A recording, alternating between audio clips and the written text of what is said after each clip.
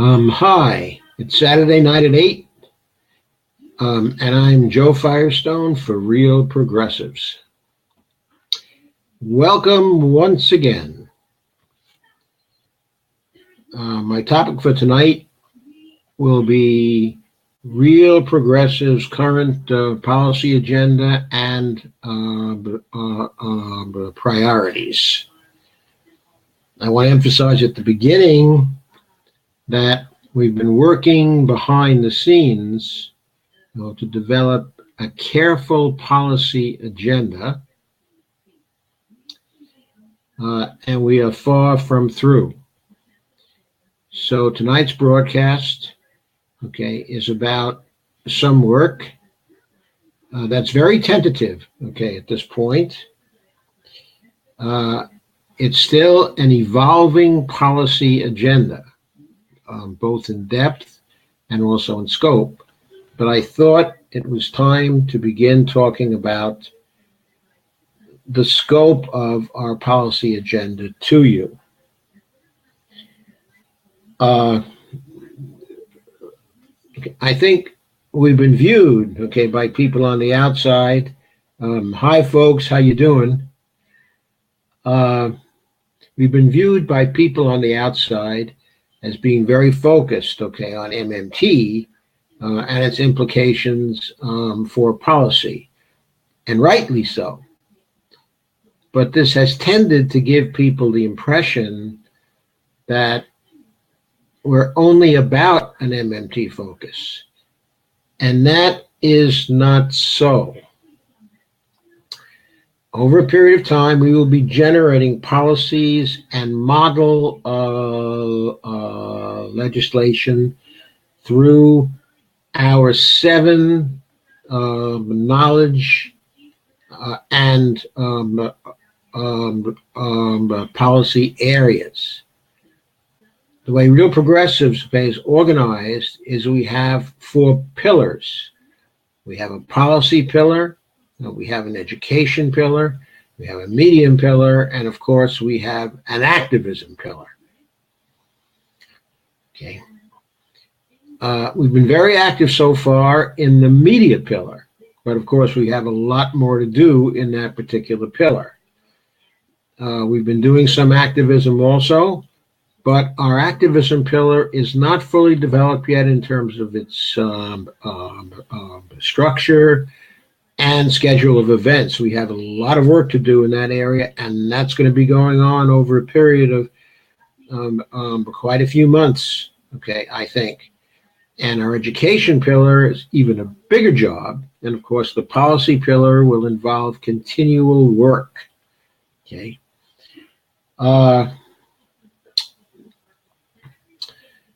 So what I'm going to do tonight is just give you kind of a preview, of the policy pillar. It's not been worked through with everybody yet. It's not approved, It's not something official, but it will give you an idea of the scope, and it will clearly indicate that our focus is far, far broader than simply an economics and an MMT focus, as important as those are right now and will continue to be as we develop as an organization. But we wanted to be very, very clear that when you speak, of MMT, you've told far from the whole story about our Real Progressives organization. You've only told really the beginning of the story. So, apart from the 4 policy pillars, we also have 7 policy knowledge areas. And what I'll be doing in this particular presentation is talking about the 7 areas and putting forward some some sample policies in those areas that we are working on. Okay. So, our knowledge areas are economic justice, equality with justice, democracy, environmental and ecological justice, health and nutrition, peace with justice, and technology and innovation. Now, what I'm going to do now is go through these policy areas and give you some sample policies that we favor so you get an idea of where we stand within the progressive community. First, of course, we oppose any changes to the current status of the United States as a monetarily sovereign nation with a fiat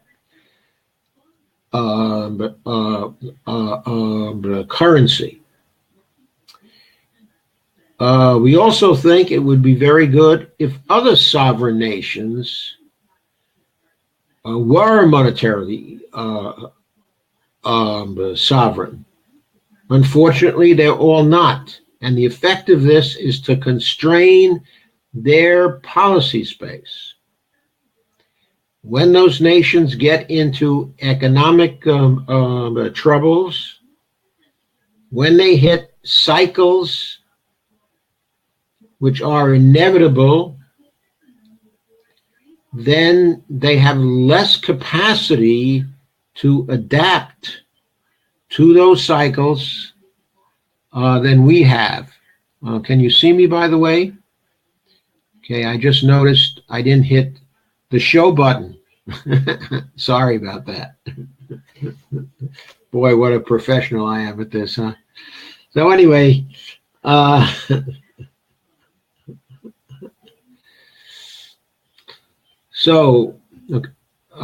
think in a sense, we look forward to a world where nations are all monetarily sovereign, so that when we evolve into a higher state of affairs, okay, when all nations build an overarching international system, okay, a world government, okay, at some time, that they understand the importance of that world system being a monetarily sovereign system also, because only in systems of that kind can you hope to tame the business cycles, the economic cycles. Can you hope to provide full employment to all who desire full employment and price stability? The essential item for that is the policy space that comes with monetary sovereignty. Now, in the United States, we don't use that monetary sovereignty very well. We currently have the policy space for 10 to 12%, okay, of GDP, which allows us, in fact, dictates really that we have deficits of between $1.8 trillion a year and $2.2 trillion a year. Instead, we use very poor fiscal policy on the part of the government. We're currently running only a deficit of 3%, okay, of GDP. So we are 7 to 9% of GDP short. And that means we're 1.3 trillion to 1.6 trillion, or what is, I'm sorry, we're 1.7 trillion to, okay, my arithmetic off the top of my head is very bad tonight, folks, but we're perhaps $1.9 trillion in the policy space we are not using currently. That is a lot of government spending that isn't happening, that isn't boosting our economy, that isn't creating a situation where we can provide for Medicare for all, for equality with justice, for a green New Deal. The only hope for a Green New Deal is that we fully use our monetary sovereignty. Okay, the second item on our list, we need a real full employment job guarantee bill, guaranteeing a job offer in the local community of choice to anyone who wants to work at a living wage with full fringe benefits. We also need to pass a bill that ends poverty with a basic income guarantee for retirees, for the disabled, for the unemployed, and simply for people who don't want to work in the social value sector or the market value sectors of the economy. Right. Now, previously, I've talked about the distinction between those two sectors. Mostly when we think of the economy, we're thinking only of the market value sector. That is not enough. We also need a full-blown sector that produces social value as well as market value. But there are some people who won't want to work in either of those two sectors. We believe that they're still entitled to subsistence, and we believe that there should be a basic income guarantee as part of the Social Security system for those people. So we want to see Social Security expanded to include them.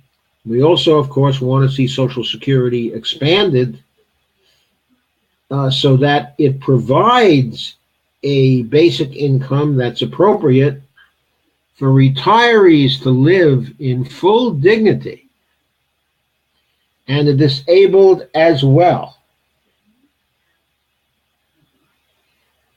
And we don't want to touch the unemployment guarantees of people as well, because when people lose their jobs in the private sector, they may want a period of time where they can be supported, where they can look for jobs using their old skills in the private sector, where they can feel they don't want to move to a transition job. So we're in favor of a mix of the job guarantee and a basic income. Okay, both. We think there should be a difference in the levels paid, with a living wage going to work, going to those who work in the job guarantee program, because they will be contributing social value as defined by their communities. Okay. So anyway, further priorities of ours in the economic justice area. We're very interested in the bill providing for a student loan debt jubilee. We think the present system has been terribly unjust to students, and it has damaged their life chances and is damaging their life chances every day. We know the United States can afford to get rid of their debts, simply to forgive their debts. We're not worried about the moral hazard involved in this. The reason why we're not worried about the moral hazard that's involved in this is that you can't have a fair social system when you apply the standard of moral hazard to some people, but you don't apply it, okay, to other people. We don't apply it to Wall Street. We don't apply it to the financial sector. We don't apply it to whole classes of people, okay, in our society. So why ought we to apply that standard to students alone? I don't see it, frankly. Okay. So we're also interested in passing a bill reorganizing the Federal Reserve by placing the Board of Governors and the open market committee within the Treasury Department reporting directly to the Secretary and nationalizing the regional federal reserve banks. We do not consider such a bill to be a high priority. We think the priority is to use the present system to benefit people first, to lift people up first, to solve the most serious problems of our society first. We do acknowledge that the Federal Reserve, as a system that's supposed to serve the public and that is an agent of public purpose right now, should be cited in a situation where it is not so vulnerable as it seems to be to pressure from the Wall Street banks. We think the situation would be improved to some degree if the Federal Reserve were nationalized. Now, we don't have any illusions about that. We know that the Treasury Department itself is subject to Wall Street influence. But that's something we can do something about. We can do something about by electing the right kind of person as president and the right kind of Congress that will support legislation for public purpose. If we do that, the Treasury Department at least can easily become accountable, much more easily than the Federal Reserve can become accountable. We do not believe in the myth of independent but technocrats running a Federal Reserve that's independent from the rest of the agencies, of government. The Constitution specifies 3 branches of government. The Federal Reserve ought not to be a 4th branch, of government, and it is an executive agency. So it should not be under the Congress. It should be under the executive branch of government and within the Treasury Department. That is its proper place. The Federal Reserve is currently an unconstitutional agency in our opinion. The Supreme Court has never accepted a test of its constitutionality.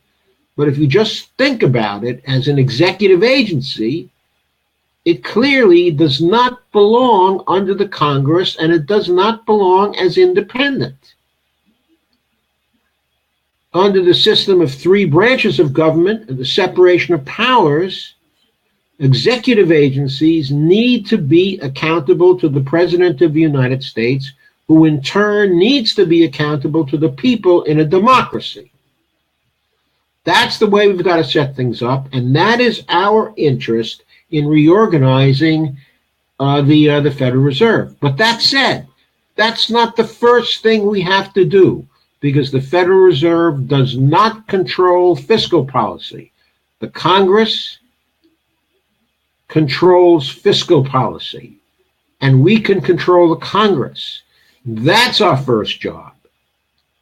The Federal Reserve, we can settle its problems down the line after we've helped people. So, those are some sample policies in the economic justice area. That gives you a flavor of what we're about in that particular area. Okay? It also speaks to some of the major problems in that area. Oh, by the way, did we mention a Medicare for All policy? Oh, I know. We're mentioning that somewhere else. In other words, in another one of the knowledge areas. We'll get to it. Okay, so now moving on to equality with justice. We want to end all inequality based on racial, ethnic, religious, gender, sexual orientation, age, or other ascriptive categorical distinctions. We want to do this immediately. We don't want to fool around about it. We want to prosecute. We want to fine. And we want to jail people who discriminate based on such criteria. We have fooled around with that too much in our society, essentially counting on voluntarism and counting on people basically adhering to the spirit of the laws. And we have these commissions up on the, in the executive branch, like the EEOC, and we have the,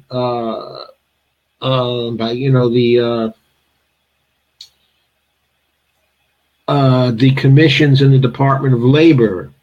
Okay, and we have other commissions. We have the Federal Communications Commission. Okay, and we have other commissions that basically enforce the law in a very lax way, where these commissions are basically independent agencies which place fines on people, which then people turn around, they take these fines as costs, okay, of doing business. The Securities and Exchange Commission, okay, is like that also. So first of all, the law is very laxly enforced. And then even when people are subject to penalties, they're subject to fines, which are low enough so that their costs of doing business, so that the Wall Street firms and others can just ignore the laws. Okay? That's got to end. People need, if we want these laws to be effective, people have to be prosecuted, fined, and jailed if they break the law. Because the violations that they're committing are every bit as bad as theft on the streets. They're every bit as bad, if not worse, as armed robbery of a bank. The people who crashed the economy in 2008 did things that were far worse than bank robbery. We have to face that, and we have to treat it accordingly. We need to overhaul the criminal justice system from top to bottom to establish one rule of law for all residents of the United States.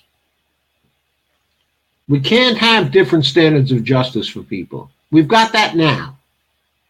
We can't have any more of it, where the law is used as an instrument of power to oppress only certain groups of people, and where other groups don't have to contend with it. We can't continue with such a system and still have a democracy. A democracy requires a rule of law that treats everybody in an equal way, regardless of their circumstances. Okay. We need to pass a bill creating a world-class, no-cost publication system, the public education system for everyone from pre-kindergarten through all levels of graduate and professional school. Okay. We need this for reasons of equality of opportunity in our society. We have to give people as much as possible an equal chance. And we can't do it if the education system develops in the direction in which it is going now, which is basically that it's only for the rich and for a chosen few from the lower classes. We can't continue with that. We cannot develop any further towards that. It is intolerable for a democracy. We need also to push the reparations for the descendants of those affected by oppression, both in the Black and the Native American communities. We not only have to recognize theoretically the injustices that we've done to these communities, but we need, as a society, to pay reparations to try to compensate these groups for the injustices done to them in the past. Now, we have a fiat currency system, so this is not like it's coming out of tax money. This is using the power of our society and our economic system and our monetary system to do some justice. We need to do that. These are samples of the policies we'd be for in the equality with justice area. How about in the democracy area? Well, you will recognize that our democracy is currently in a pretty poor state. Here are some of the policies that we are interested in. First, and this is not in the order of the priority of these things, this is just a listing of sample policies. We might want to pass a bill prohibiting profit-making corporations engaged in interstate commerce from engaging in political activities related to any issue. Now, I know what you're going to say. What you're going to say is that the Supreme Court has ruled that under the Constitution, corporations are persons entitled to the protections of the First Amendment. This is bunk. The founders never intended that. The founders were anti-corporation. They wanted to get out from under corporations such as the English corporations, which were oppressing them. They never built in the idea in the Constitution that corporations were persons. That was a later invention of the law when early stages of capitalism were dominant, and which became even worse now when neoliberalism became the dominant philosophy, ideology. We have to face that these are our inventions.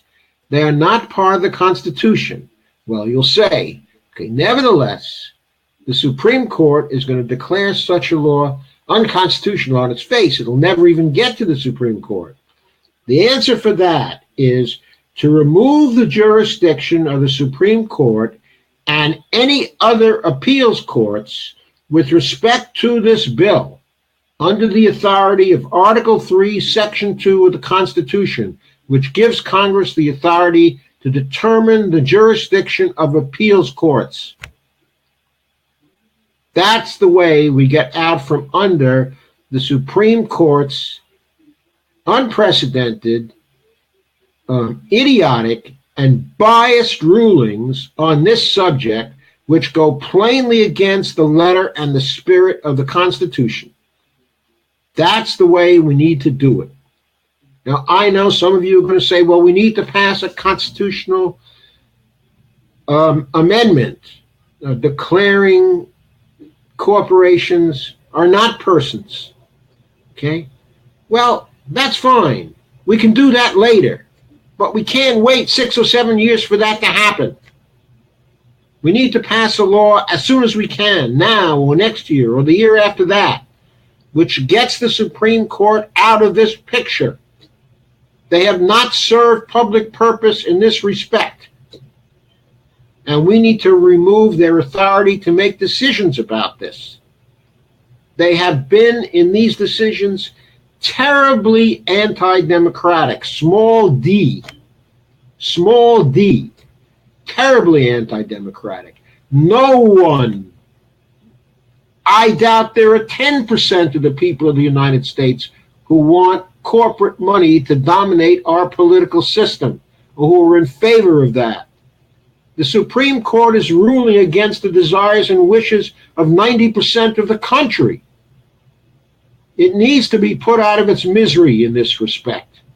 The easiest way to do it is remove its jurisdiction and the jurisdiction of any other appeals courts that might might act in the same way.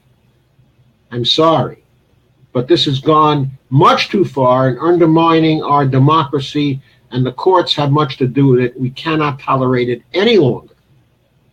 Okay. We need to pass a bill establishing net neutrality as a legal standard, classifying internet service providers as common carriers, and mandating the FCC to treat them as such. And we need this immediately.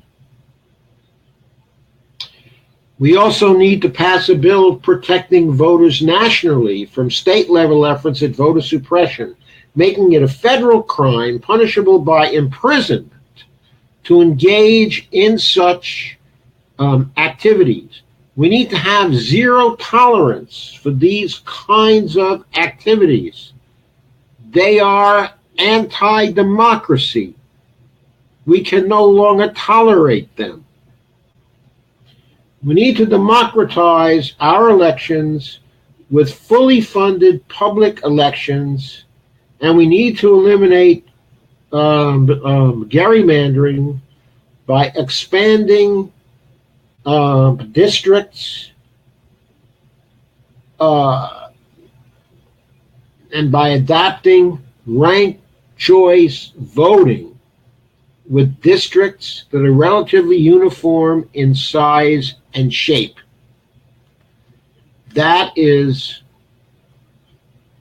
what we need to do. So these are our 4 sample policies within the democracy area. Now, we have other policies that we're considering which are relevant to the democracy area, but we're considering them in the technology and innovation knowledge area. But they're directly related. They could have been in the democracy area too, as it happens. Okay, just an arbitrary classification that leads us to place this in the technology innovation area.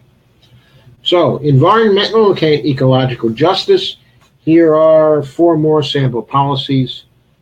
We think we should pass a bill providing for reinventing and repairing U.S. infrastructure and transportation systems, including roads, bridges, tunnels, water systems, cables, mass transit, rail, etc., in an environmentally sustainable way. And we need to do this yesterday. And we need to do this with funding that is adequate to do it. Now, Bernie Sanders says a $1 trillion program will supply 13 million jobs. 13 million jobs for how long? If we phase the program over 5 years, it's $200 billion a year. You're going to make 13 million jobs by deficit, and he didn't even say it should be deficit spended. By deficit spending the $200 billion a year, you're going to make 13 million jobs? I'm sorry, that's not going to happen. If you want to make 13 million jobs and have those 13 million jobs stay around for year after year after year after year after year, then you need to have, what, 700 billion year after year after year after year? That's what you need. According to the American Society for Civil Engineers, the bill to solve the infrastructure problem is now something like $4.2 trillion. And if we anticipate a certain amount of a CPI increase, we're probably talking about 4.6 trillion over 5 or 6 years. I've given you that figure before. Okay, we're probably talking about $1 trillion a year, not $1 trillion, okay, per se. Okay, second, we need to pass a bill preventing environmental degradation and ending climate change-inducing impacts of human activity before we reach the climate tipping point, to the extent that is possible through the actions and policies of the United States. Now, I know that it depends, okay, on other nations also. We all know that, okay? We all know that this is not going to be an easy thing to do. But we need to be serious about it. We need to spend huge quantities of money every year on this. We need to help other nations to get their acts together where they're not doing that. The survival of our species and many, many other species, perhaps the survival of life on Earth itself, is at stake because of what we've been doing. Okay, this is really scary. The methane problem gets worse year after year after year. The permafrost is going, and it's going to liberate all the methane down there. We need to get cracking on this. We've had 50 years of grace, and we've done little to nothing. We were aware of the climate problem coming in the 1960s. I was there when we first began to think about it. And it was when I first began to think about it. And we've done zip, comparatively speaking, since then. And especially since the end of the Carter administration, when all serious efforts at this stopped. Okay. We have no more time. We have to do this now. Okay. We have to pass a bill in this connection also. We have to pass a bill reinventing U.S. energy foundations to rely on renewables for 80% of U.S. power needs within a 5-year period. We might even have to do better than that. That may not be strong enough. But we certainly have to get to 80% of our power needs from renewables within a 5-year period. We need to enact a program for that. We need to pass a bill that frees the EPA to do its job. We need to get the lobbying out of the process of determining regulations and clean up our environment in general. And by the way, the same can be said for the Occupational Safety and Health Administration. We need to get the lobbies out of there.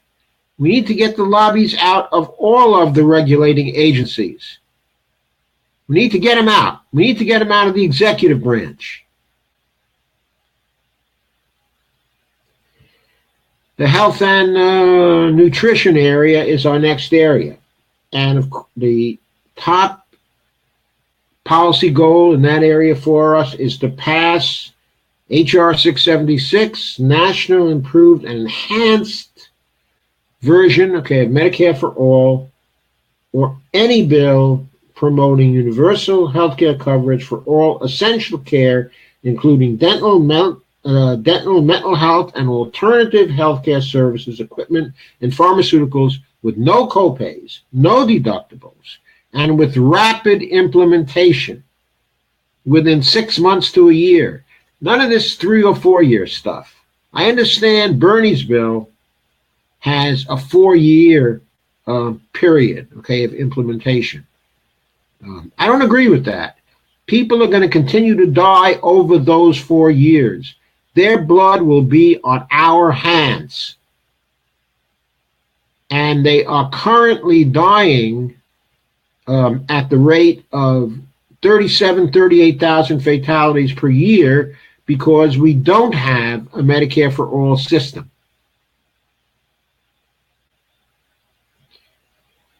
We cannot allow more of these unnecessary deaths to occur for the sake of being gentle with the health insurance industry and being gentle with the employees of the health insurance industry.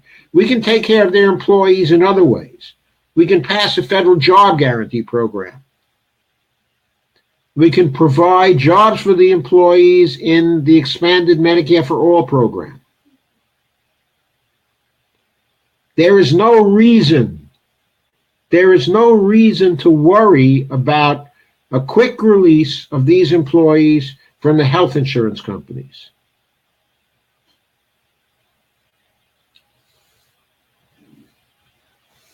So, we need to pass a bill prohibiting and prosecuting all corporate contributions from the multinational food industry to political candidates, office holders, or 501c3 or C4 corporations engaged in any political activity on food industry and nutrition issues.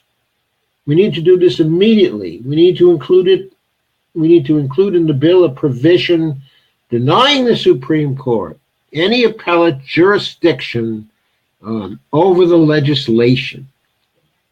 Okay. Again, we're in that situation. They're going to defend the rights of the multinationals over the rights of the people being damaged by the food industry. We know what they're going to do. We've seen what they do. We've had experience with it already for years and years and years. The corporations win in the Supreme Court, what, 80% of the time? No. An end to it. Remove the appellate jurisdiction of the Supreme Court on these matters. We want to pass a bill developing comprehensive scientific evaluations of the impact of the industrial agricultural food industry around the world. We don't have very much information on this because the food industry has blacked out virtually scientific studies of this. We need to find out the scope of the scope and intensity, severity of the damage that the industrial and agricultural food industry and its toxic chemicals and growth techniques. We need to know exactly the severity and scope of such damage. And we don't know that now. So we need funding for an explosion of those kinds of investigations. We also need to reinstitute major funding for medical research on the university level in order to take profit motives out of our medical research. Okay. That's another policy which is extremely important. Okay, remember, the policies I've mentioned so far are only samples. A full policy agenda is going to be more precise than what I've been talking about now. It's going to be broader. It's going to be deeper. As we move along, it's going to be the product of much more study than we've been able to put into it so far.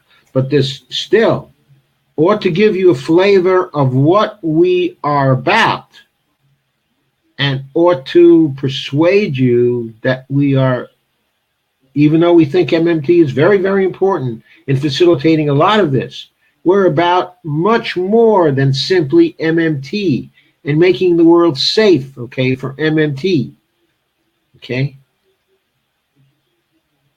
We are progressives across the spectrum. We are progressives, and we are no-nonsense progressives.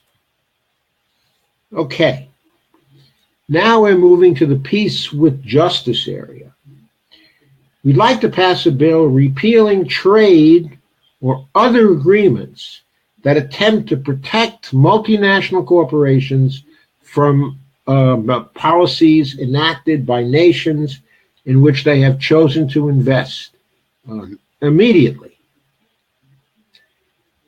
It needs to be the responsibilities of corporations entertaining investments to assess the risk in their investments and to assume that risk. It should not be up to the public to assume that risk. That is not consistent with public purpose in my reading of that particular term. It is against public purpose. It is turning the government upside down so that it operates for business purpose, not for public purpose. I hope you all get the distinction.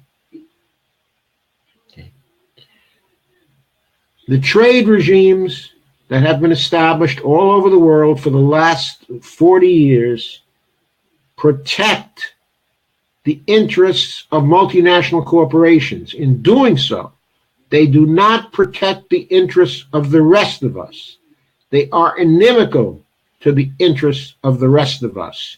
We need to get rid of these trade agreements, and we need to prevent any other new ones from passing.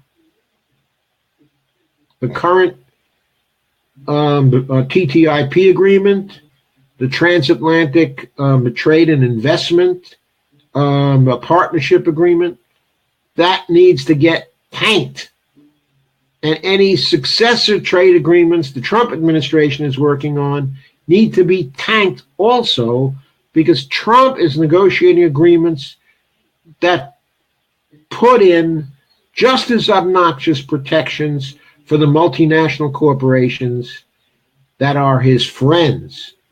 He is part of the looter system, and he is not going to get rid of the way the looters protect themselves in all the nations of the world. And the multinational corporations are among the worst extractors and the worst looters of wealth from people all over the world. And they need to go into other nations other than their home nations, and they need to be subject to the control of the political systems in those particular nations. And they ought not to have any protections against one of those political systems. If it happens that they're in a country and they've bought off the politicians for some years, and then some people take over who want to change that and who want to eliminate the politicians and the forces that have dominated them for so long. In situations like that, the multinational corporations deserve no protection from treaties, no protection from the United States, no protection from our people. We need to be on the side of the revolutionaries in other countries in situations like this. We need to be in league, in support of the new politicians in those nations who want to change and to get rid of the yoke of the multinational corporations. Instead, right now, we do exactly the opposite. That's got to stop. We need to pass a bill providing for joining with other nations within the context of international organizations to create collective security projects that will anticipate threats to peace and also work to resolve developing conflicts before they become intense enough to create a risk of really violent conflicts. We have to be aware when our own foreign policy is creating a risk of further conflicts, when it is making more enemies than it is eliminating. The measure of an incompetent foreign policy has to be a foreign policy that is working to increase the threats to the United States, not to relieve those threats. By that measure, our foreign policy for the last, I don't know how many years, has been increasing the threats to the United States.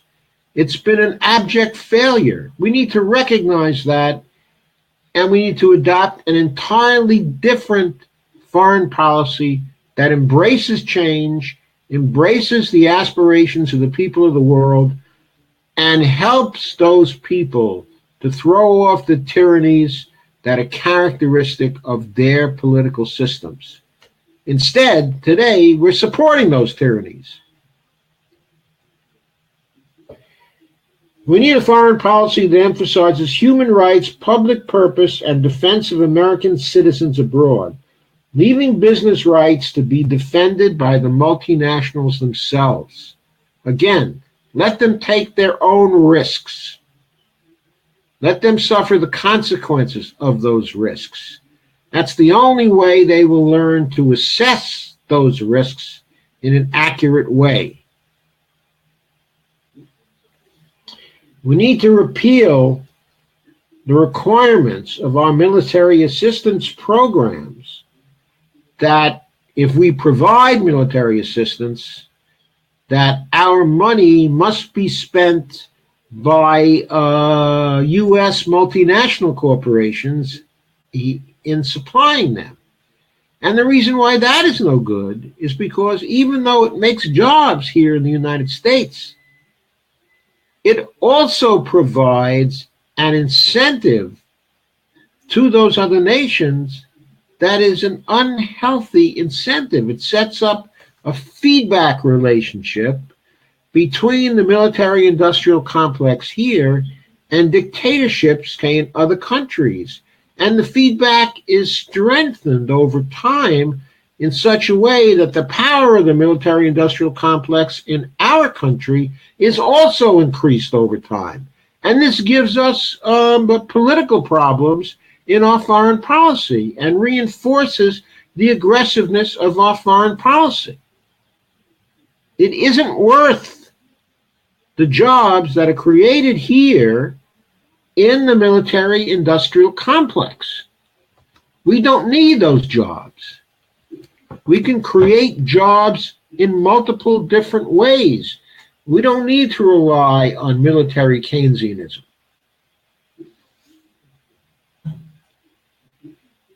Okay, we're at technology and innovation.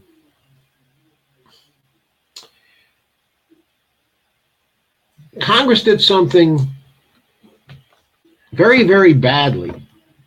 They did something that was very bad during the 1990s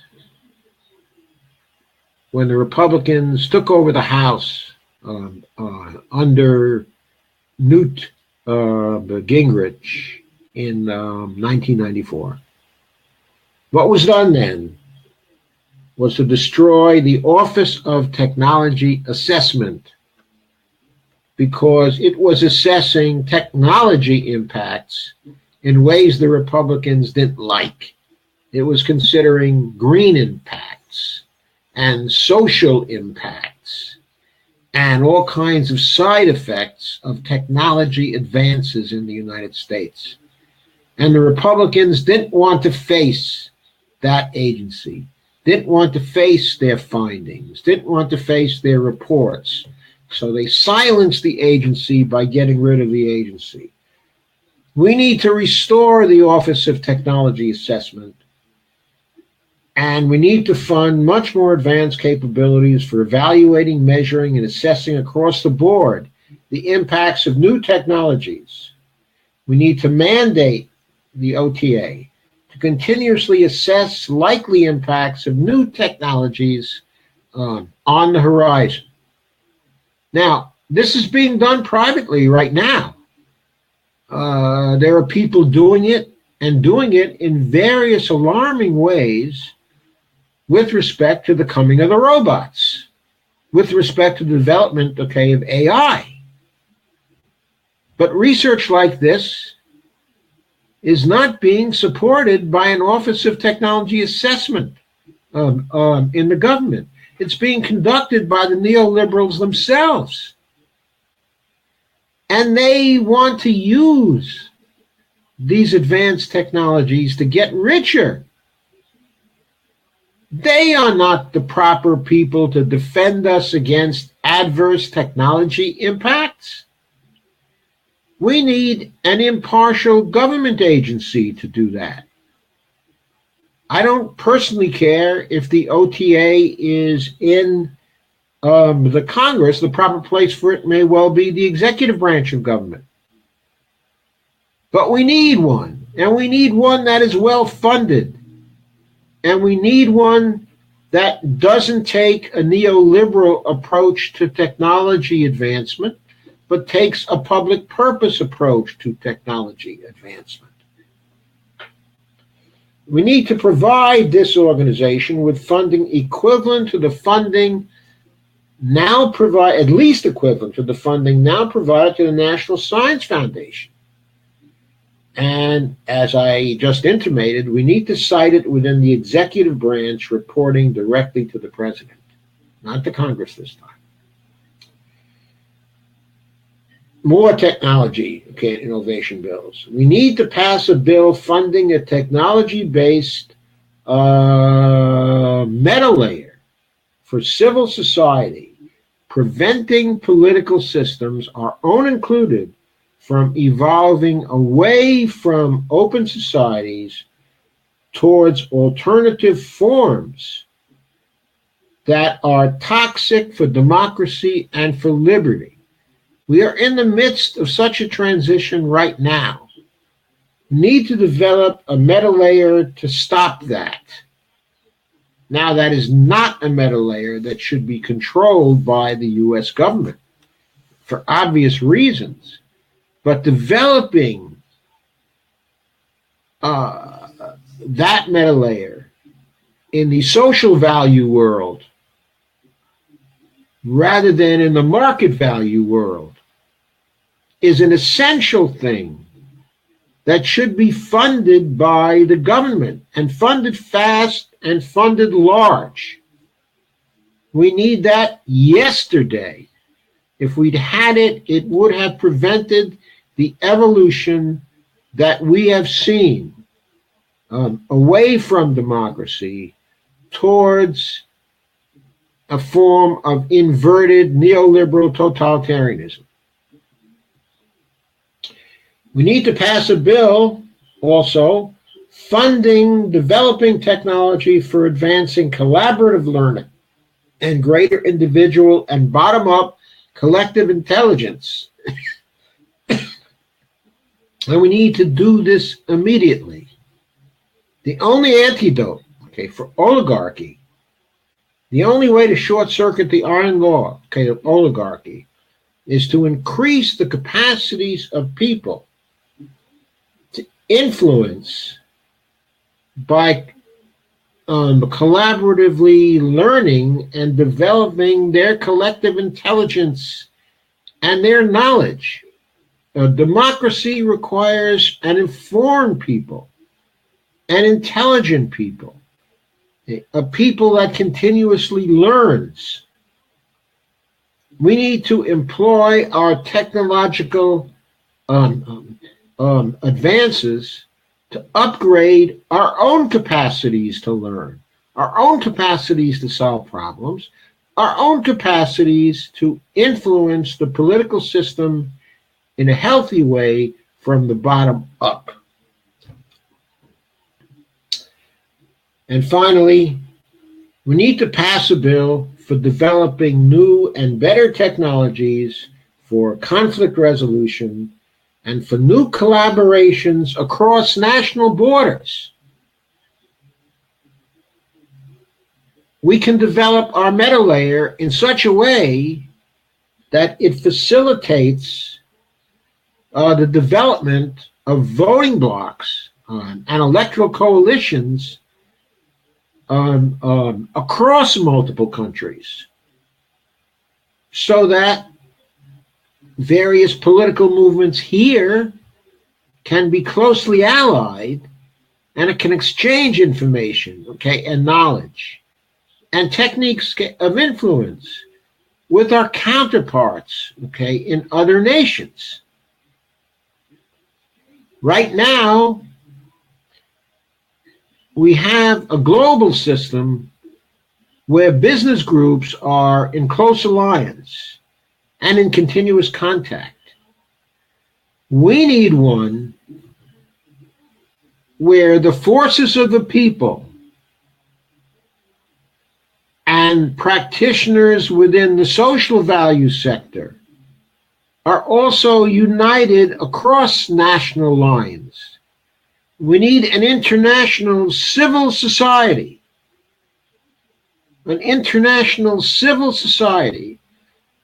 that supports democracy across the world and supports the development of international democracy, and that builds in continuous control over the global business elites.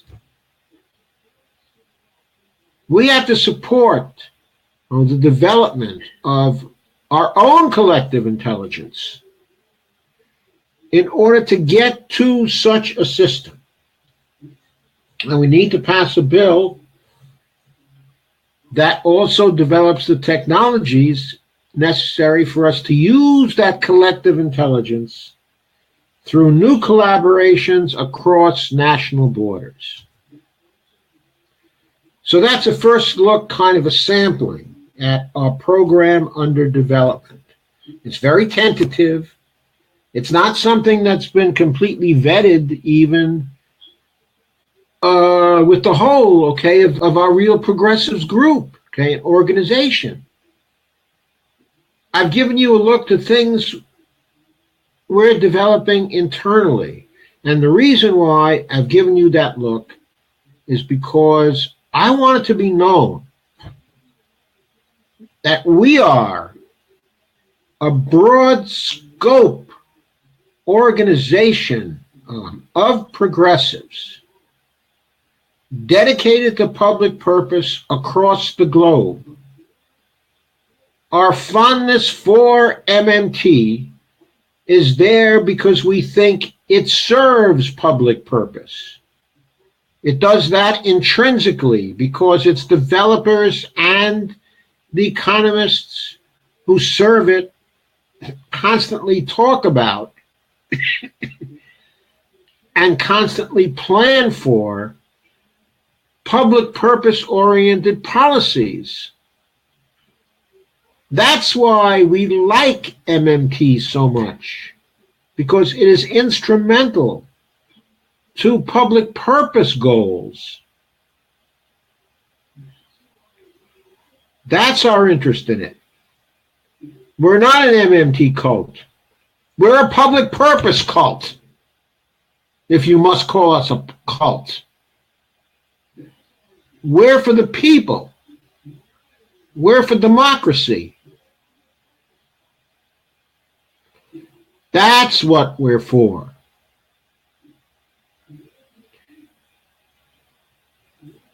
Our attitude towards MMT is instrumental to that. That's the way we have to look at it. Okay? And that's the way I want you to look at our Real Progressives organization. So I'm going to open up now to comments and questions. All comments and questions are welcome. I invite static, as I think you know, I always do. Okay.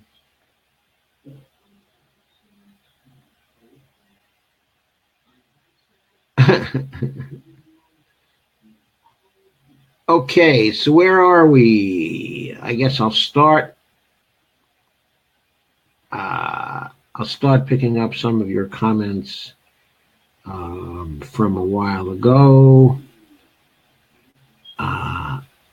and go further.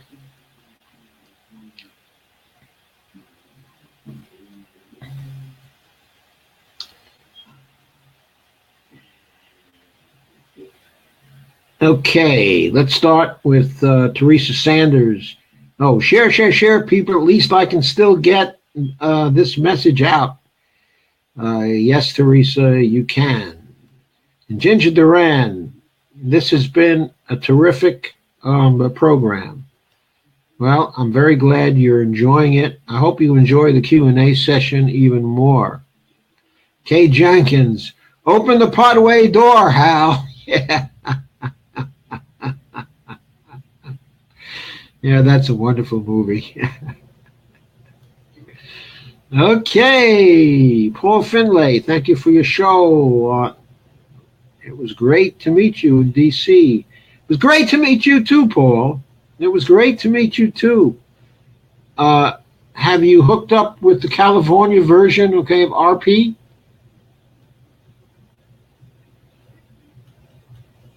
And Ginger Duran, the advanced technologies of fighting.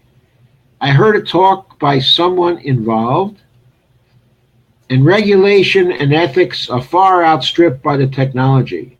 The Terminator is nigh, folks.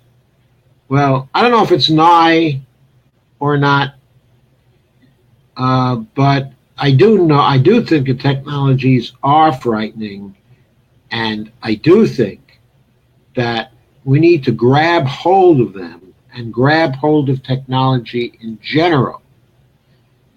We need that Office of Technology Assessment, and we need it operating quick, and we need it operating now. We cannot afford unregulated neoliberalism anymore. Get rid of it. If we don't, it's going to kill us. Maybe it'll do it through Skynet, or maybe it'll do it to the world coming to an end because the methane escapes. There are many ways in which it can do it. We can't even anticipate those threats that seem fairly obviously to be on the horizon because we can't really study a lot of these problems. We can't do systematic studies of it. They blocked it over the years. Mark Fabian says, bring on the robots with a job guarantee. New tech doesn't seem so scary.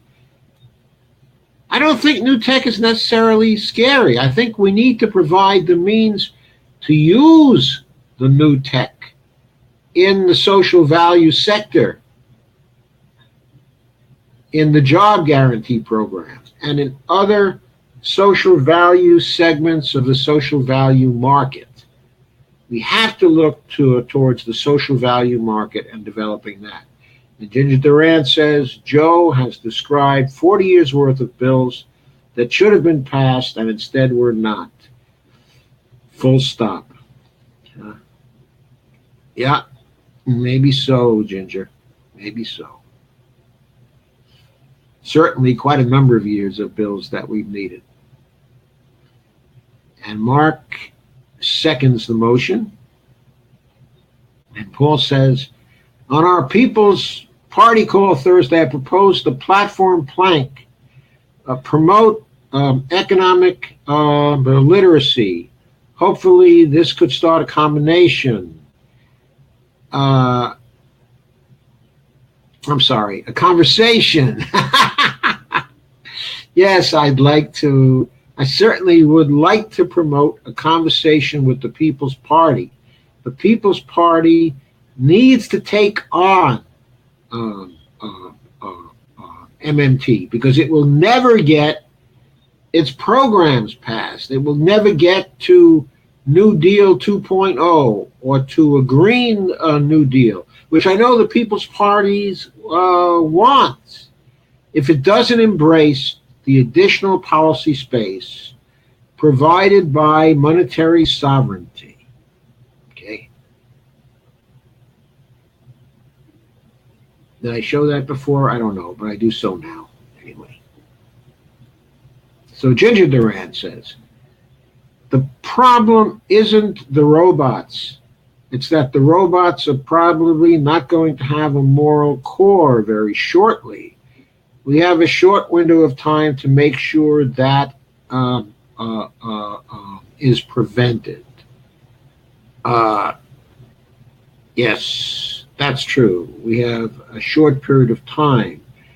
The question is whether it is possible to give the AIs a moral core that cannot be changed, that cannot be hacked, and that evolves in a moral way. We're not talking about the books, okay, of Isaac Asimov now. In writing those books, he made clear the ethical and the moral paradoxes that the moral robots faced. He made clear the ambiguities the AIs would face. Okay, and in the end, the AIs were no better at handling the moral ambiguities than the humans were. Of course, the problem is that the AIs we have now will not only have the moral problems, even if we try to build a moral sense into them, which I think probably we'll be able to do, but if in addition to giving them the power to think and the power to learn and the power to be moral, we also give them lots and lots of physical power to do various things. Then we create a situation where we lose control of their possibilities. And we do so in a way that might be dangerous, okay, to our existence and our further um, evolution. Russell Goldman points out that's right, we're a public purpose group. That's right, Russ. At bottom, we are a public purpose group. Ginger, it ain't the moral core of the robots, uh, says Mark Fabian. It ain't the moral core of the robots, it's the moral core of the programmers. Well, it'll be the moral core of the programmers at first, but if we give the robots but the ability to learn, and the ability to learn in an emergent way, then they'll have the capability to change their moral core the way we have the capability to change ours over time.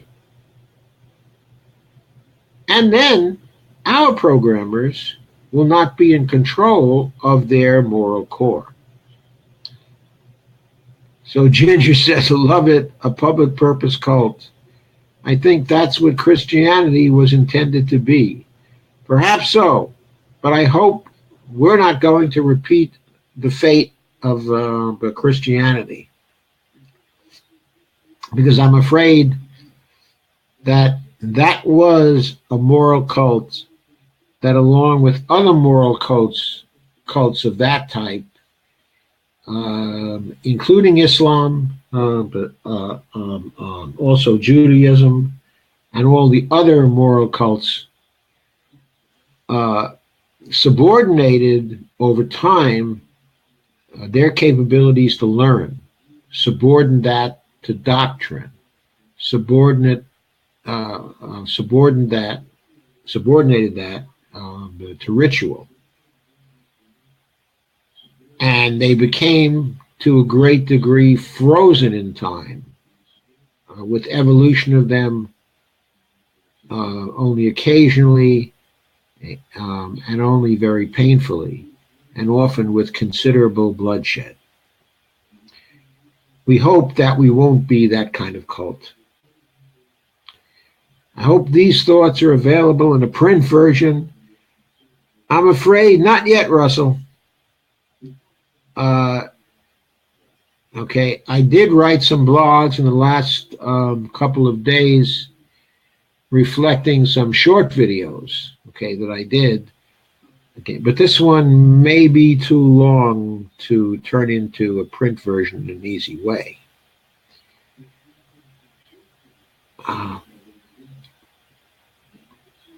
So I might need a transcript for this one. And Ginger Duran says, true, Mark, the moral core of the programmers, at least at first. And Mark Collins says, we may need to also create a people's economic truth union. And Mark Collins also says, World War III will be fought with nanotechnology. I think the war for world peace, if I can use that sort of metaphor, will also be fought with nanotechnology. The future will be involved with nanotechnology. And Gregory Paul Smith, we need to change how corporations are organized. Lyle Baker, Dr. Joe, your presentation tonight, I believe, is a better way to teach MMT.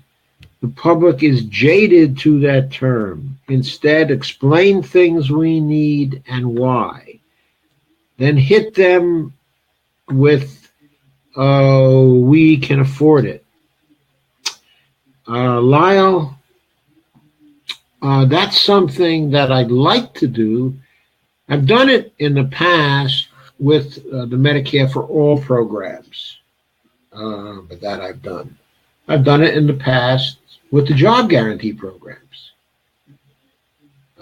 I've done.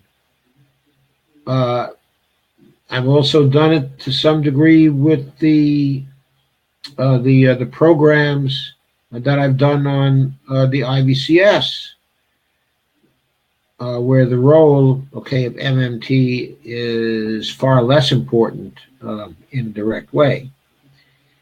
And I can do it in relation to infrastructure policy and in relation to uh, trying to institute sustainable climate change programs and policy. And that is really what I prefer to do. But from time to time, there's a need to go back to MMT and to cover the basics because there are always new people coming aboard. Always new people coming aboard, okay, who need to learn about it. You have to remember, there aren't that many people in organizations doing MMT now, teaching MMT. There aren't that many sources for it. And there are very few that are presenting MMT in the context of policy and in the context of policy of a progressive kind. So that's what we want to do here, okay, at RP. And very often that involves emphasizing some of the basics, okay, of MMT, especially the basic that the federal government can never have solvency problems, and especially the basic that taxes don't fund spending. And we also might have said, and bond revenue doesn't fund spending either. And in a way, coin seigniorage doesn't fund spending either, at least not very much of the spending. Even if we use the $100 trillion coin, that would not be funding spending. It would only be sending a message to the Federal Reserve to complete the funding process by placing reserves in the Treasury account. So really, what funding is about, in the narrow sense, okay, is about Congress opening the purse strings and then using the agency it is delegated to do that to create the reserves that the Treasury needs in order to fulfill the spending mandates of the Congress. So all the other things, the minting of any coins, the creation of bond revenue, okay, and also tax revenue, all these things are not funding spending in the dictionary sense, okay, of fund, which is placing that money in the spending account. As I said, there are only two things that do that. One is Congress doing the appropriations, and the other is its delegated agency creating the reserves. That's it. That's the story. Okay? We've got to keep our eye on the ball. Things that are incidental to that story are just that, incidental to that story. They are not the actual funding. So taxes don't fund spending, bond revenue doesn't fund spending, and coin seigniorage doesn't fund spending. Anyway, so Lyle Baker says, in 40 years of programming, working with computers, I've yet to see a system that could not be hacked I completely agree, Lyle. I completely agree. Maybe a quantum computer could not be hacked, but we don't know that yet. We know that theoretically a quantum computer could not be hacked by systems that are Turing machines. We can say that for certain because the Turing machines could not tap into all the parallel universes that quantum computers can tap into. So we know that systems using quantum computers would be unhackable by Turing machines. In other words, by conventional computers, however sophisticated, okay, they are. But we don't know whether networks of other quantum computers could hack into a quantum computer system.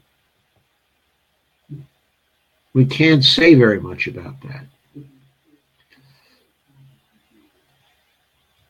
So Tom Murphy says, Dr. Joe is laying out everything I believe in tonight. Thank you. Well, thank you, Tom. But thank you, Tom. But I hope you go beyond what I've said to believe in some other things as well. Sharon Anthony Connors says, what do you think about taxing corporations, the value of labor performed by robots? I was reading about this this morning. We don't need, since taxes don't fund spending, we do not need to tax corporations the value of the labor performed by the robots because we do not need that revenue for spending. We can create what we need, okay, in order to spend. Now,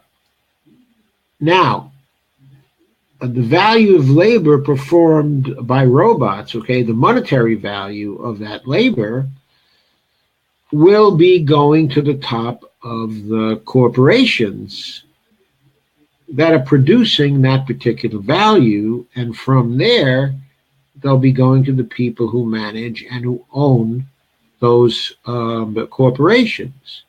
Now, insofar as they're getting excessive wealth that represents a threat to our political system and a threat to our democracy, then they need to be taxed, not for the value of the robots, or what the robots have done, but just for the amount of wealth that we need to take away from them so they're no longer a threat to the economic and the political system. In other words, it's about their impact on the economic and the political system. It's not about the value of labor performed by the robots. Why? Because the robots are freeing us up from doing that labor so we can turn our attention to other things that are more valuable for us to do. And Gene Payne says, why do you feel the job guarantee will work when employers have gone from full-time employees to part-time employees, and now they're going from temporary jobs to gigs? How do we convince employers to go back to permanent full-time employment? Okay, the answer to that question is the job guarantee will give a job, will provide a job in the social value sector at a living wage with great fringe benefits to people who want such a job. And it will therefore create permanent full-time employment. I know many of the MMTers say that it's a transition job and envision people going back into the private sector. What I say about that is if the private sector wants them, then the private sector can pay more than the living wage for them. And by pay more, what I mean is pay more in monetary compensation and also pay more in fringe benefits and also pay more in the area of job security than is offered by the job guarantee program. If the private sector can do that, more power to it. It will get the people it needs back. And if it can't do that, it won't get those people who will be perfectly happy, or will be happier anyway, to stay in the social value sector doing the work that contributes to social value, which the job guarantee will give them. They will like those opportunities. They will get satisfaction from those jobs, in part because the way the job guarantee program will operate is that it will give them a hand in actually designing and creating those jobs, which means you probably need to go back and look at the various videos on the job guarantee that we've had here. We've had videos by Pavlina Chernyeva and videos, by Ellis Winningham and Steve Grumbine, and by Steve Alone, and by Randy Ray, and by myself. And if you look at those videos, you'll see why most employees won't go back to the private sector unless private sector working conditions and private sector salaries improve upon what the job guarantee has to offer. So that's how to convince private sector employers to go back to good jobs. Present them with a job guarantee program that will require them to come up with better jobs than are available in the job guarantee program. Okay? So, Mark Collins, the robots can be designed with a separate cache to hold new information, where analysis of the content can be examined independently. Yes, they can. They can be so designed. And Lyle Baker, good points on my comment, Joe. Maybe I should have worded my post as it's good to cover why we want MMT like you've done tonight. I'm finding on my wall when I include more about why we want MMT, I am getting more participation. Then again, outside the RP crowd, that needs my page. They are more cause-oriented and it grabs their attention. Well, I'll tell you, Lyle, I'm very cause-oriented also. Very cause-oriented. I talk a lot about the cause, and if you look at my blogs, New Economic Perspectives and Corrente Wire, and on my own blogs, I talk about MMT and the principles of MMT some of the time, but very much of the time, I also talk about the policies. I also talk about critiquing the policies of the neoliberals. I also talk about how neoliberalism is blocking us and is making us sick and is killing us. So I talk a lot about the causes and not just about the principles, of MMT. There's a place for the principles of MMT and teaching the MMT approach. And it's a very essential place. But in the end, it's still something we use in order to get at the causes and to do something about the causes and their effects. So, more comments, more questions. Allison Drucker. Money out of politics would solve so many of the problems we're facing now. Yes, I would say so. In fact, uh, when progressives get into power again and have sufficient power, where they have control of both houses of Congress and they have the presidency, the first thing I'd want them to do, which could be done in a single afternoon, is to pass a money out of politics bill and prohibit the appellate courts from having any jurisdiction over it. That's almost the first thing, okay, that I would do. Uh, Thus ending the influence of corporate money uh, really almost immediately. So, Mark Collins points out Randy Ray's square foot tax prevents corporations from hoarding valuable space. This would be a strong hedge against a recession. Correct? Uh, well, it seems to me it's a hedge against asset inflation also. Uh,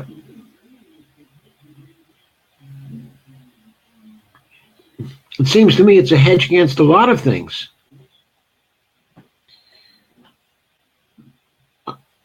But I would not only prevent them from hoarding valuable space, what I would also do is prevent them from hoarding valuable resources, like water resources, for example. That's a tremendous problem that we have to face. And Russell says, hope you do a show on what a revised tax system based on an MMT lens would look like. Uh,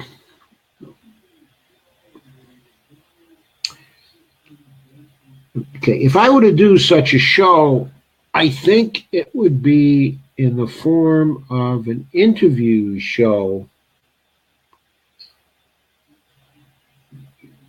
with one of the MMTers who have thought a lot about this. I've thought some about it, but not as much about what kind of system that would be as, say, Randy Ray, okay, and Bill Mitchell have. I'm sure they've thought about it a lot over the years. So I'd want to do an interview or panel show on that, I think. Okay, it may be, okay, that Ellis has thought a lot about that. Okay, I'll find out. I've been meaning to have him on my show anyway for some time. Gene Payne says, go here for a ton of information on the job guarantee as proposed by MMTers. Yacht and Pavlina Chernyeva.net is the very best source on job guarantee programs. Now, some of us have added a little to what she's had to say. I think some of my work on the inner life of the job guarantee isn't something that's been covered in the same way, okay, by anybody else. I think Neil Wilson has added some things on the role of the social value sector when we look at things from a macro economic point of view. I think Neil has some insights, okay, that are valuable on that. You'll find him at he writes in the Medium in that space. Okay, so Okay, and my stuff is on video here, okay, at RP. Allison remarks, which is a big reason why we need a job guarantee program. I'm not sure what that actually refers to, but probably something that we said before. So Teresa says, how do you answer people who say if we pay high service job wages, it will cause prices elsewhere will rise to counteract that? I know it works in other countries. I don't see why a farmer would raise their prices because someone in another sector does, etc. Well, if we pay a living wage as part of a job guarantee, the initial effect of it is going to be to cause prices in all the other sectors to rise. We are going to have a price rise, but it's going to be a one-time adjustment, a price shock, essentially matching the rise. The wages, the increased wages, will still improve the situation of those who have not been working at a living wage, and everybody else's wages will be driven up also in a percolation effect. But that is the initial effect of introducing a job guarantee at a living wage that stops the exploitation, okay, of workers. We've been living under a regime that exploits labor for a long time. We've given these businesses, small businesses included, the right to exploit their workers at lower than the living wage.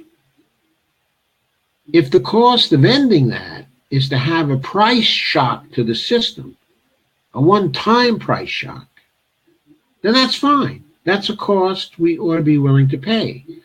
Once that is done, though, the effect of the job guarantee will be to serve as a price anchor against actual further inflation. Because if the economy gets too heated and workers for the private sector demand to be paid what the employers don't think they're worth, the employers will still be able to turn to workers working for the job guarantee program,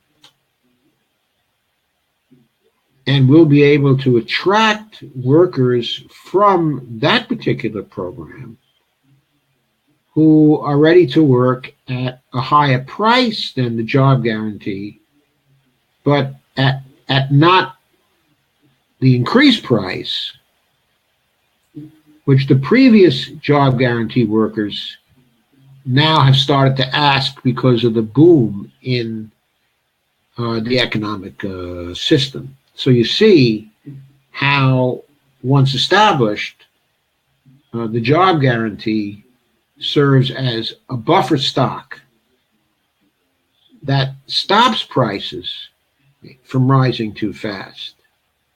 Now, in that situation, with a job guarantee like that, from time to time, the living wage would have to be raised, but it wouldn't be on an annual basis or anything like that. It would be every 5 years, okay, or every 7 years, okay, or something like that, because there would be gradually increasing prices in such a system. And to keep the living wage a living wage, there would have to be price adjustments.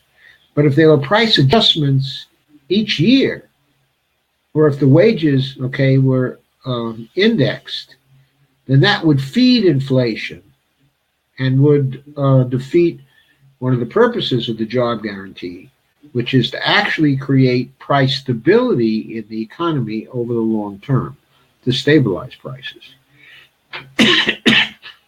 Okay, and Mary McKeely says, I hope I pronounce your name correctly.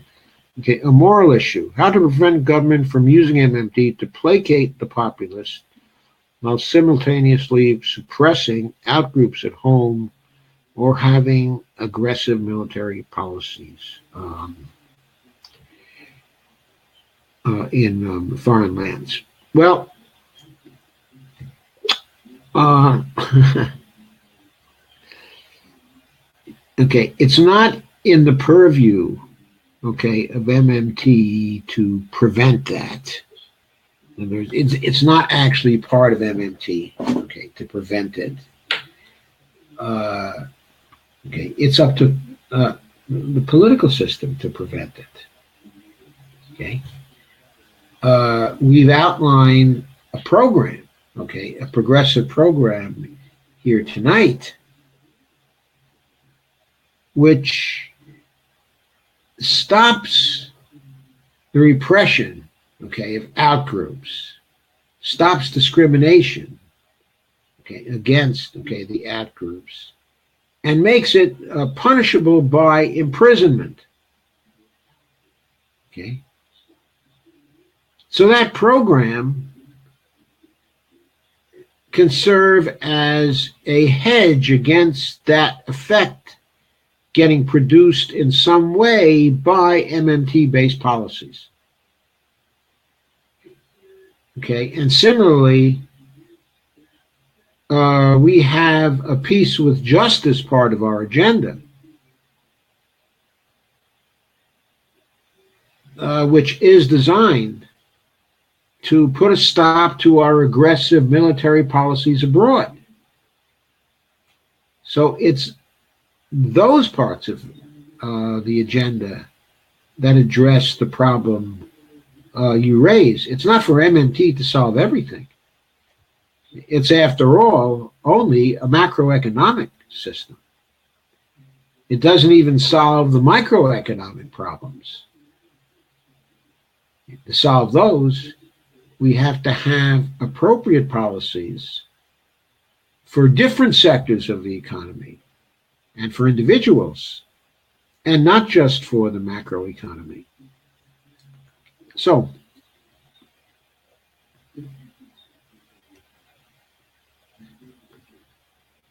and Mark Fabian says, well, Marit, MMT analysis describes a monetary system now in use. In the US, the system is being used for corporate welfare while denying spending to a public purpose with the excuse that the government is broke. Propaganda and misinformation prevent the people from understanding how they are being screwed. That is quite true, but what I like to say is that MMT analysis operates how the system is working, and also lets us be aware of some of the possibilities of how it could actually work. But the truth is, okay, the monetary system may be operating in a way, okay, that MMT is able to describe, but it is not operating according to policies that would be advocated by the MMT economists.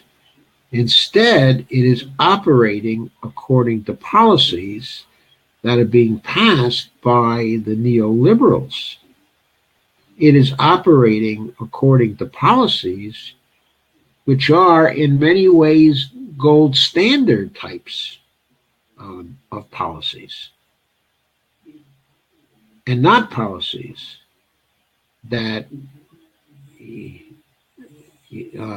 use MMT-based knowledge.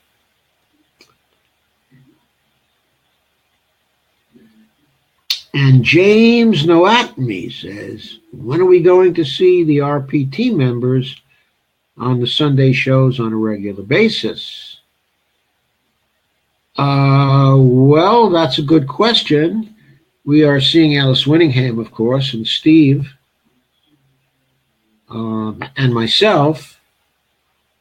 I'd like to see some of the other team members on our live streams too. We're seeing Joy Mann, okay, on many of our live streams now. So there are four of us who are part of our team, and also Michael Sayanato, that's a fifth, who are doing live streams but right now. And we have other people who are doing RP live streams as well, though they might not be entirely representative of the internal team.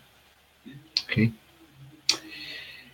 But yeah, I'd like to see a lot more of our RP team members, not only on the Sunday shows, but on the weekday shows also. And I think eventually we're going to see that. But it takes time because there's a lot of internal work that's going on here. And everybody also has their jobs. So it's a tall order to get people to be doing both the work in the front room, okay, and the work in the back room.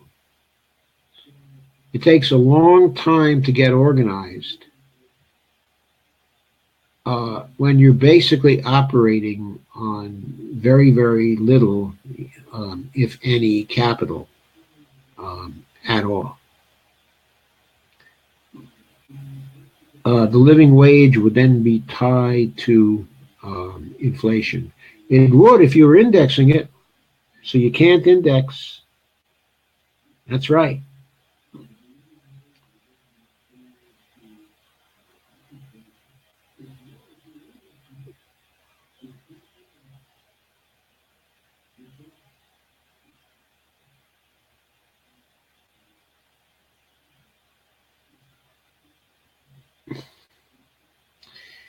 The framing of it as a buffer stock is unfortunate, but it does operate according to the same principles as govern the market in Australia for sheep. In order to stabilize that market, there were buffer stocks that were used to prevent wild swings in the price of livestock. So that's where the ideas first expressed by Bill Mitchell actually come from.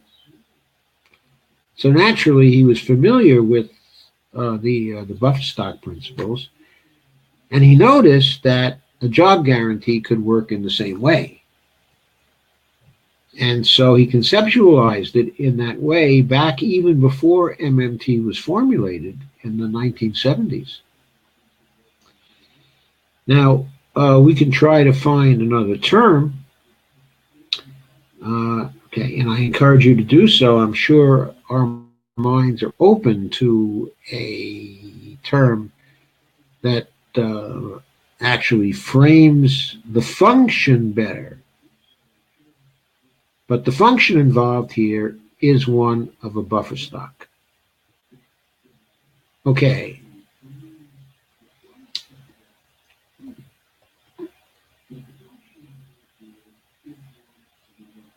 Oh, so Alison Drucker suggests, I think he means the Sunday news shows, Meet the Press.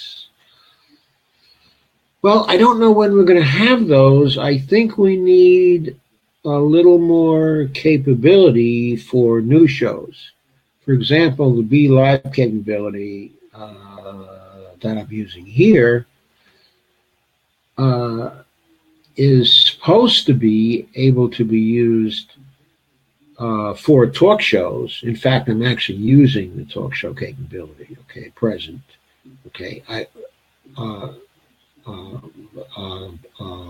I very often use that particular capability, but I'm using it actually just for me.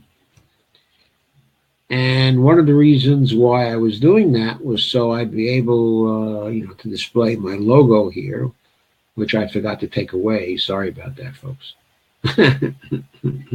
We're practically coming to the end of the program, and I recall, I have to take that away. And sometimes I'm able to show some graphics in the places where guests, would actually appear. But that doesn't change the fact that I'm really capable of having only two guests here, at a time.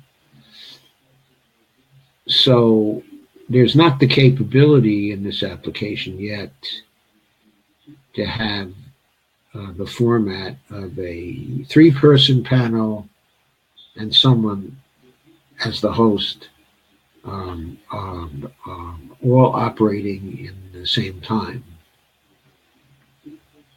because I guess the screen only would split into three parts, and it's not so quick to shift people in and out of the lobby area and put them into the broadcast section. I assume the software that the station used to do that, the mass media stations, is very sophisticated and it can be done very, very fast. But the capability of this software is not actually that great yet.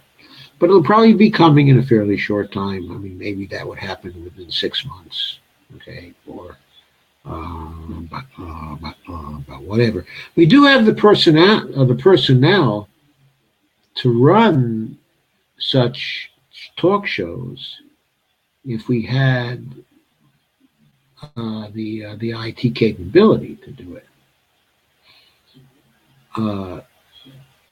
We certainly could get some guests on every week, and we have also a number of people internally who would be capable of contributing to talk shows. So I guess the general answer to the question is we're awaiting a greater information technology capability. And when we have that, we'll be running a lot more talk shows. I shouldn't say a lot more talk shows. I'm not sure we've done even one talk show yet. But I'm certainly, I've never done a real talk show yet. Russell Gallman asks, does Bill Mitchell have a secondary term to buffer stock? Not that I'm aware of.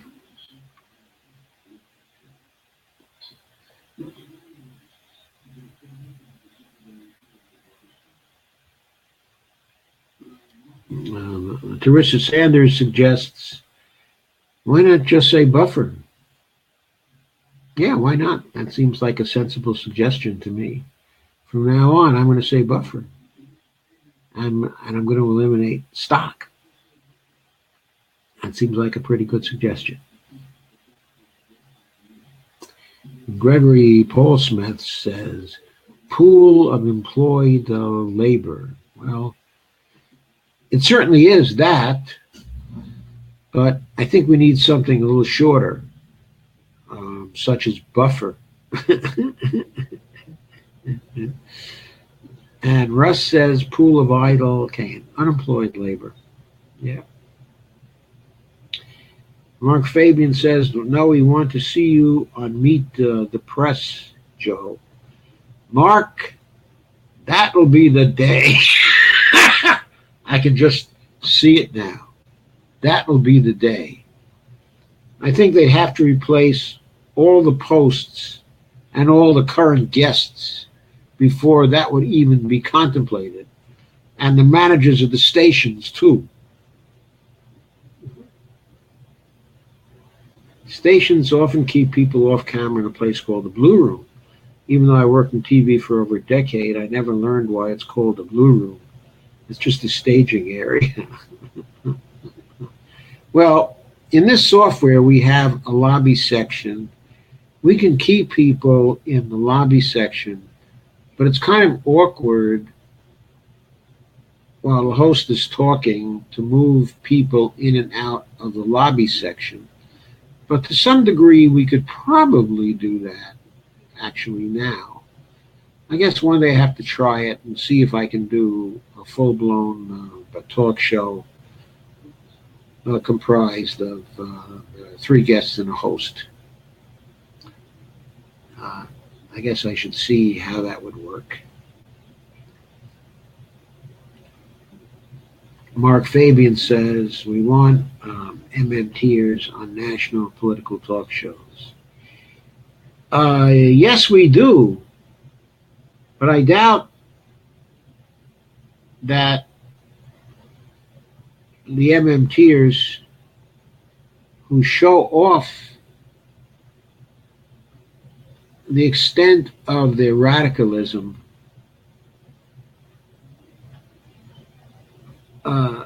will be picked up by the talk shows anytime soon. Maybe when RP builds a voting bloc, okay, of millions of people, that can happen. But I think that's going to be a long time coming. Okay, and Allison Drucker says, I thought that would be the green room. Well, maybe we should call it a buffer room.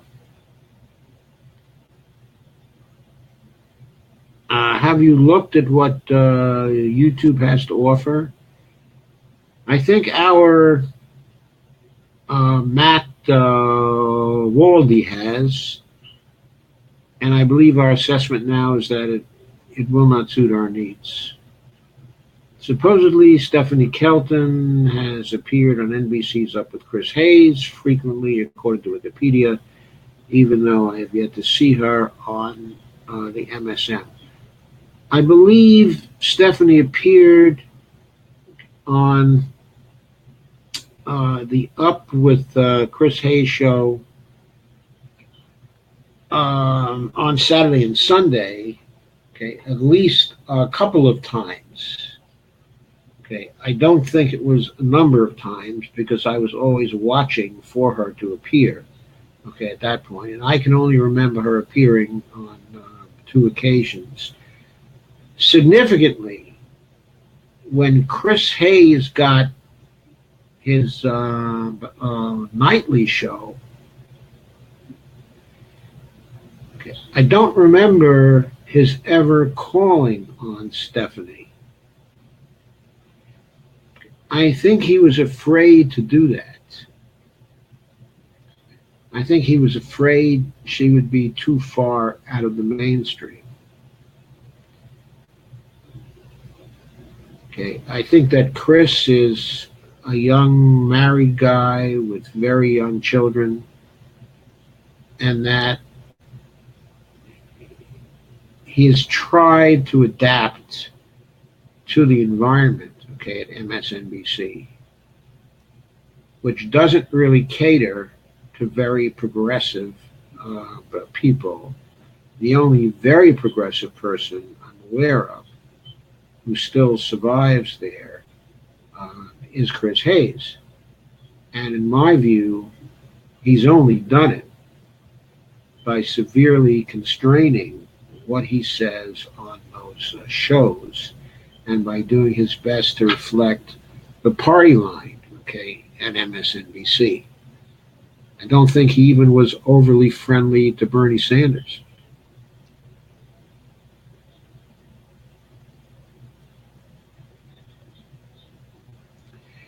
And to which Sanders says, I think Terry Gross at NPR would be a good place to start. She has had all kinds of people on her show. Yeah, perhaps. The person I would think of first at NPR is actually Democracy Now!, Amy Goodman. I think, by the way, I think Amy has had some MMTers on that show, including maybe Stephanie, okay, at one point. What about Ed Schultz's show? Well, Ed on RT is really not very much on the economic news. In other words, the economic show over there is the Boom Bust show. The Max Kaiser show also does economics. And Max frequently has Steve Keen, who's very close in his thinking to the MMTers, on his show. Now, at bottom, I think that Max Kaiser totally disagrees with Steve Keen, but they still seem to get along extremely well because I think that Max is very much against the neoliberal establishment, and so he really values the anti-neoliberal comments and analyses that are made by Steve Keen. The Boom Bust show used to have a number, of MMTers on it. I believe Stephanie appeared on it at one time, and Randy appeared on it at one time. Warren Mosler appeared on it, on a number of occasions. And Ed Harrison, who was the producer, of that show, and who I would describe as a right-wing MMTer, of course, was very familiar with all of the MMTers. Ed came to our 2010 fiscal sustainability teach-in counter conference, and he's been to a number of other MMT events from such places as the Levy Institute.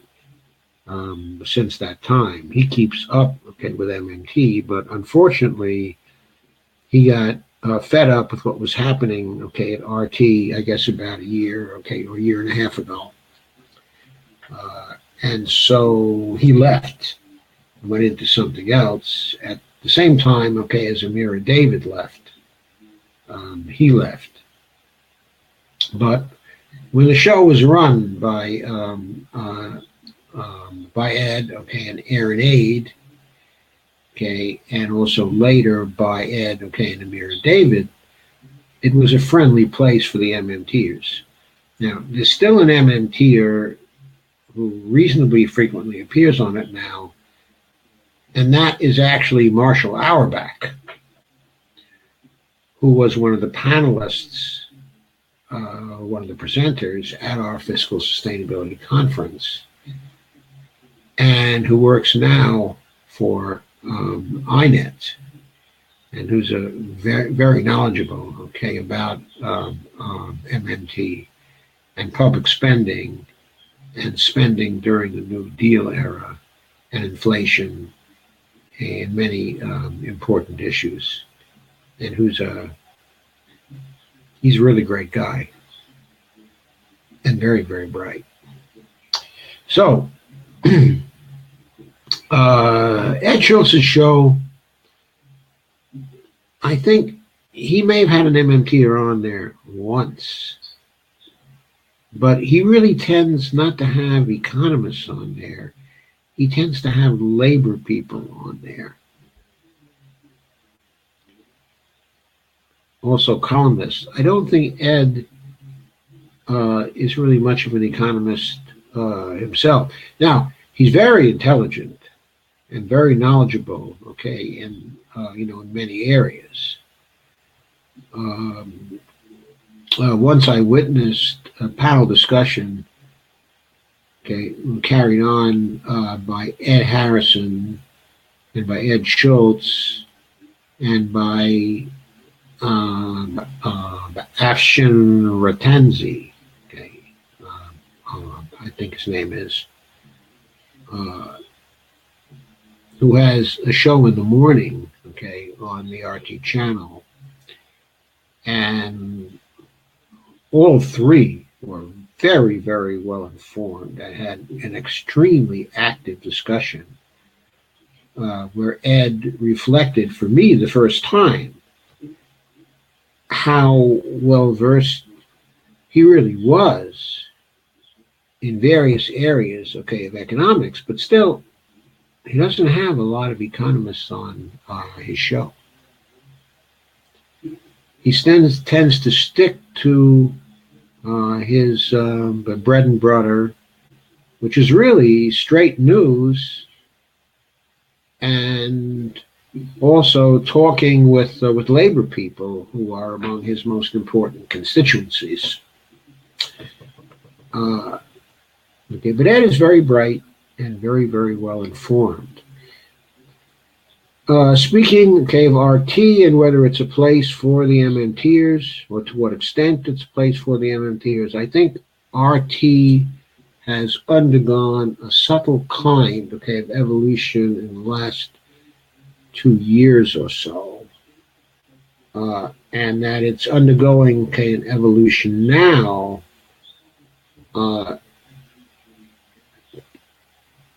It has taken, I believe, a fairly neutral attitude, but towards Donald Trump. But for example, and okay, it runs a lot of features now, which bring in people who are on Trump's team or close to Trump's team to get their perspectives on the administration and the situations where those perspectives are not being countered by progressives. Okay. So I think, okay, that Ed is trying to create a counterbalance of some kind, which just incidentally may be in accord with a developing RT policy of not giving so much weight to dissenters here in this country and giving more weight to the views of an administration that perhaps might at some time become more friendly to Russia. Okay, I don't think that Russia had that much influence on RT programming, strangely enough, but during the last administration. But in this administration, the hostility of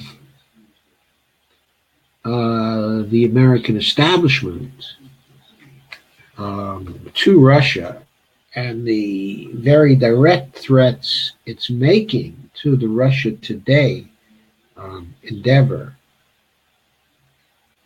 is now causing a situation where I think that RT is moving closer in a reasonably subtle way to the positions of the Russian government on some things where it never did actually before. There's one particular newscaster on there, I forget his name. He has a Russian name, and he seems to be closely reflecting some of the Russian line on the foreign policy. Whereas previously, RT correspondents would very rarely do that. They would really take a fairly objective position between the U.S. propaganda lines, okay, and the Russia propaganda lines, just trying to give a dispassionate kind of analysis of the situation and an unbiased analysis of the situation. I used to be, very admiring, okay, of what they did on there, and still am in certain respects. But I recognize a shifting of their perspectives. So I didn't want to say that. It's just an opinion. And Theresa Sanders says Bill Moyer on PBS would probably be receptive also. But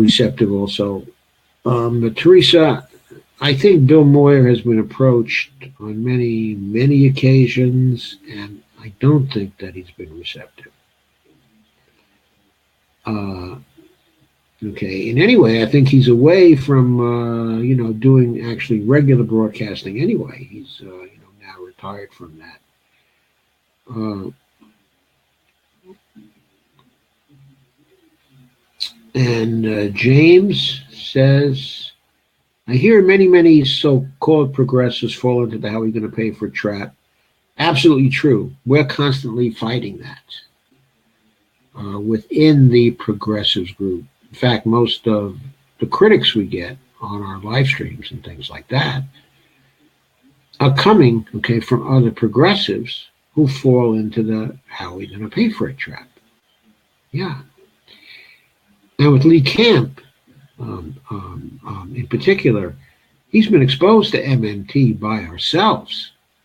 Okay? We know him, we met him, we've talked to him, and he's been exposed to MMT, and he insists on adhering to the old progressive line that it's all about taxpayers' money and what you do with the taxpayers' money. And he really hasn't strayed from that. I don't think he's ready to stray from it. He knows what the counterposition is, but he will not take it. Uh,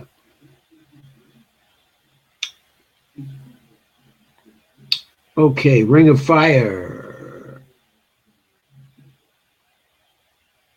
Okay. Okay, well, Ring of Fire is associated with Tom Hartman and a number of his friends, okay, and colleagues. Uh,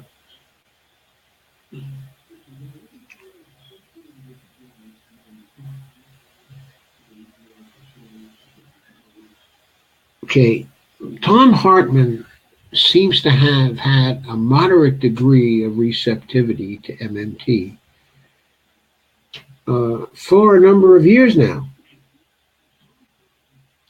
But he never fully comes over to the point of having an MMT commentator as a regular on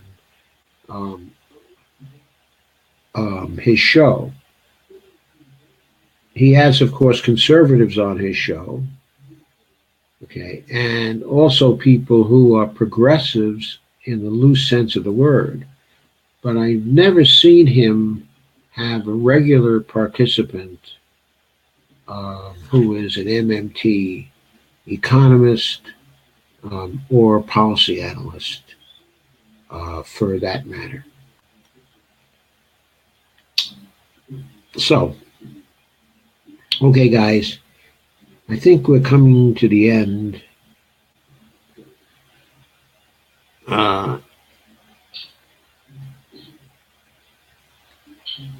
So, uh, I've been on for 2 hours and 13 minutes. I think it's time to call it a night. Okay, I thank you very much for coming. And thank you, Russ, for looking forward to next week. This has been, again, a very, very enjoyable time for me.